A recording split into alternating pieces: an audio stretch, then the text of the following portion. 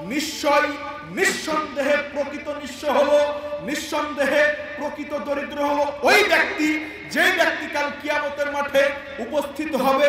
এমতো অবস্থায় তার নিকটে রয়েছে অনেক সালাতের নেকি, তার নিকটে রয়েছে অনেক যাকাতের নেকি, তার নিকটে রয়েছে অনেক সিয়ামের নেকি।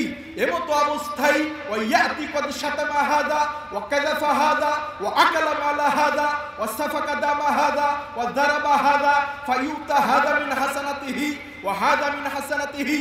দেখা যাবে এমন কতকগুলো লোক এসে উপস্থিত হয়েছে যে সমস্ত ব্যক্তিদের এই ব্যক্তি দুনিয়ার জীবনে গালি দিয়েছিল, এই ব্যক্তি যেই ব্যক্তির নামে মিথ্যা অপবাদ আরোপ করেছিল, এই ব্যক্তি যেই ব্যক্তির নামে মিথ্যা গীবাত করেছিল, মিথ্যা অপবাদ দিয়েছিল, এই ব্যক্তি যেই ব্যক্তির সম্পদ আকালামালা হাদা অর্থ সম্পদ আত্মসাৎ করেছিল, এই ব্যক্তি যেই ব্যক্তির দুনিয়ার জীবনে যাকে ক্ষমতার দাপট দেখিয়ে যে ব্যক্তির সাথে অন্যায় আচরণ করেছিল।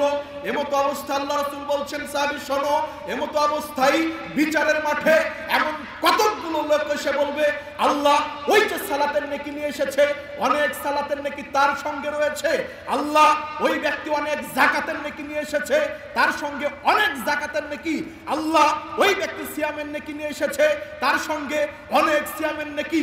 অথচ ওই ব্যক্তি দুনিয়ার জীবনে আমাকে গালি দিয়েছিল, কেউ এসে বলবে আল্লাহ ওই ব্যক্তি দুনিয়ার জীবনে আমার নামে মিথ্যা অপবাদ আরোপ করেছিল, কেউ এসে বলবে আল্লাহ ওই ব্যক্তি আমার নামে মিথ্যা অপবাদ দিয়েছিল, কেউ এসে বলবে আল্লাহ ওই ব্যক্তি আমার সম্পদ অন্যায়ভাবে আত্মসাৎ করেছিল, কেউ এসে বলবে আল্লাহ ওই ব্যক্তি আমাকে প্রহার করেছিল, আমাকে কষ্ট দিয়েছিল। রাসূল সাল্লাল্লাহু আলাইহি সাল্লাম এর পরের বাক্য বলছেন এইভাবে যখন ওই সমস্ত ব্যক্তিরা তাদের পাওনাগুলো দাবি করে বসবে, আল্লাহ রাব্বুল আলামিন ওই সালাতের নেকি নিয়ে এসেছে অনেক সালাতের নেকি, ওই যাকাতের নেকি নিয়ে এসেছে অনেক যাকাতের নেকি, ওই সিয়ামের নেকি নিয়ে এসেছে অনেক সিয়ামের নেকি, ওই ব্যক্তির নেকির ভান্ডার থেকে কিছু নেকি প্রদান করবেন। বলা হবে আচ্ছা তোমাকে গালি দিয়েছিল এখান থেকে কিছু নেকি নিয়ে যাও, তোমার নামে মিথ্যা অপবাদ দিয়েছিল এখান থেকে কিছু নেকি নিয়ে যাও, তোমার সম্পদ আত্মসাৎ করেছিল এখান থেকে কিছু নেকি নিয়ে যাও, তোমার নামে মিথ্যা অপবাদ দিয়েছিল এখান থেকে কিছু নেকি নিয়ে যাও। এমতো অবস্থায় ফানিয়াত ক্বাবলা আন ইউকদামা আলাইহি সুম্মা উখিযা মিন খতায়াহুম, এইভাবে নেকি প্রদান করতে করতে এইভাবে নেকি প্রদান করতে করতে যখন তাদের সমস্ত নেকিগুলো শেষ হয়ে যাবে, সালাতের নেকির ভান্ডারে আর কোনো নেকি নাই, যাকাতের নেকির ভান্ডারে আর কোনো নেকি নাই, সিয়ামের নেকির ভান্ডারে আর কোনো নেকি নাই, রাসূল সাল্লাল্লাহু আলাইহি ওয়াসাল্লাম ভয়াবহ বাক্য উল্লেখ করলেন সাহাবী শোনো ফাতুরিহাত আলাইহি সুম্মা তুরিহা ফিন্নার। আল্লাহ রাব্বুল আলামিন বিচারের মাঠে এই সালাত আদায়কারী ব্যক্তিকে, এই যাকাত প্রদানকারী ব্যক্তিকে, এই সিয়াম পালনকারী ব্যক্তিকে জাহান্নামে নিক্ষেপ করবেন। বলেন নাউজুবিল্লাহ। সম্মানিত উপস্থিতি, সময় সংক্ষেপ, হাদিসটার বিশ্লেষণ করা আমার পক্ষে সম্ভব নয়। আপনাদের সম্মুখে এতটুকুই কথা বলে যেতে চাই, আল্লাহ রাসূল কেন বললেন একজন সালাতির কথা, আল্লাহ রাসূল কেন বললেন একজন যাকাত প্রদানকারী ব্যক্তির কথা, আল্লাহ রাসূল কেন বললেন একজন যাকাত প্রদানকারী ব্যক্তির কথা, আল্লাহ রাসূল কেন বললেন একজন সিয়াম পালনকারী ব্যক্তির কথা। কেননা একজন ব্যক্তি যখন সালাত আদায় করে মনে করে যে আমার জান্নাতের রাস্তা সুনিশ্চিত, আমি জান্নাতে চলেই গেছি। একজন ব্যক্তি যখন সিয়াম পালন করে ওই ব্যক্তি মনে করে আমার জান্নাতের পথ সুগম, আমি জান্নাতে চলেই গেছি। একজন ব্যক্তি যখন যাকাত দেয়, দান সাদাকা করে, তখন ওই ব্যক্তি মনে করে আমি জান্নাতে চলে গেছি, আমার জান্নাতের পথ সুগম। কেন? সহিহ মিশকাতে হাদিসটা পাবেন, সহিহ বুখারীর হাদিস, হাদিসটা ইমাম আহমদ রাহিমাহুল্লাহ মুসনাদে আহমদের মধ্যে উপস্থাপন করেছেন। হাদিসটা মিশকাতের প্রথম খণ্ড কিতাবুস সালাতের 577 নম্বর হাদিস। রাসূল সাল্লাল্লাহু আলাইহি সাল্লাম বলছেন সাহাবী শোনো আন্নাল্লাহ আফতারাদ আলাইহিম খামসা সালাওয়াতিন, আল্লাহ রাব্বুল আলামিন একজন মুসলিম ব্যক্তির জন্য দিনে রাত্রে 5 ওয়াক্ত সালাতকে ফরজ করেছেন।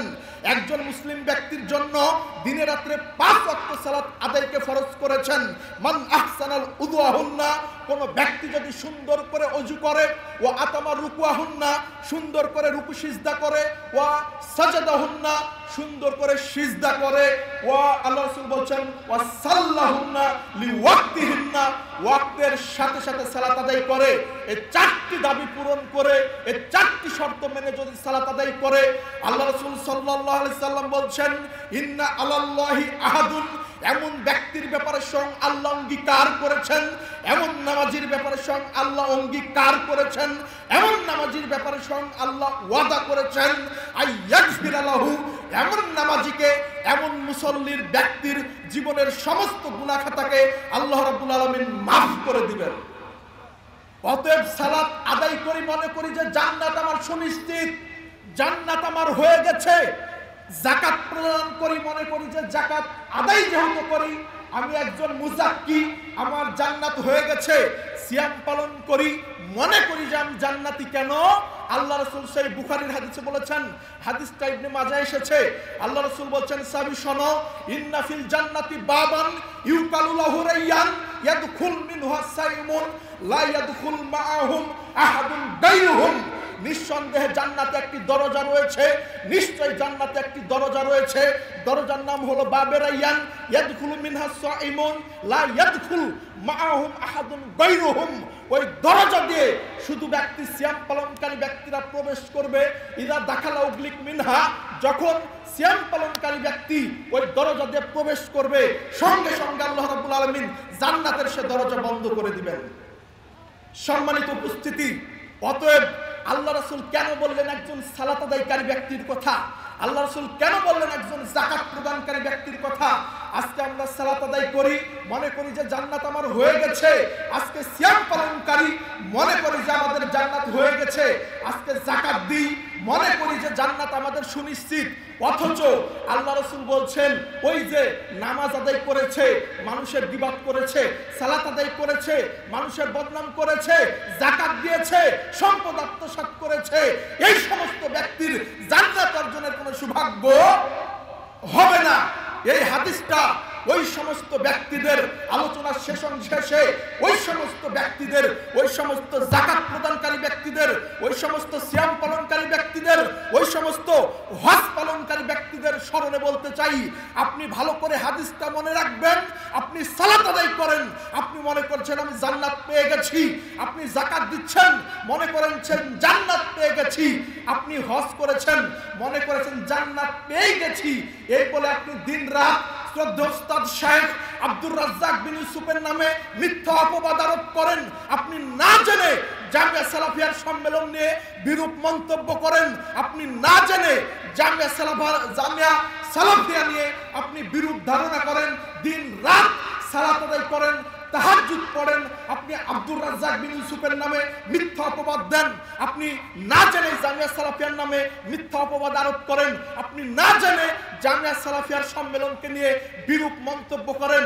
আপনাকেই বলছি সম্মানিত উপস্থিতি, কাল কিয়ামতের মাঠে আপনার যাকাতের নেকি থেকে, আপনার সিয়ামের নেকি থেকে, আপনার সালাতের নেকি থেকে নেকি আব্দুর রাজ্জাক বিন ইউসুফকে দিয়ে, জামিয়া সালাফিয়ার শিক্ষকদেরকে দিয়ে, জামিয়া সালাফিয়ার ছাত্রদেরকে নেকি বন্টন করে আপনাকে জান্নাত, আপনার জন্য জান্নাত হারাম হবে, আপনার জাহান্নাম ওয়াজিব হবে।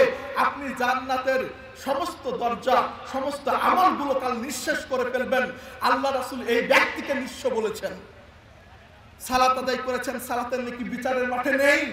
যাকাত আদায় করেছেন, যাকাতের নেকি বিচারের মাঠে নেই। সিয়াম পালন করেছেন, সিয়ামের নেকি বিচারের মাঠে নেই। বিষয়টা অতীব জটিল এবং কঠিন। এই জন্য যার সাথে জুলুম করেছেন, আল্লাহ রাসূল বলছেন, মিশকাত 5126 নম্বর হাদিস, আল্লাহ রাসূল বলছেন সাহাবী শোনো, মান কানাত লাহু মুজলিমাতুন লিআখিহি আও ইরদিহি আও শাইউন ফালইয়াতাহাল্লালহু মিনহুল ইয়াউম ক্বাবলা আন লা ইয়াকুনা লাহু দিনারুন ওয়ালা দিরহাম। সাহাবী শোনো, যার সাথে তুমি জুলুম করেছো, যাকে মিথ্যা অপবাদ দিয়েছো, যার নামে গীবাত করেছো, যার নামে মিথ্যা অপবাদ আরোপ করেছো, যার সম্পদ আত্মসাৎ করেছো, তার নিকটে গিয়ে ক্ষমা চাও, তার নিকটে গিয়ে মাপ চাও।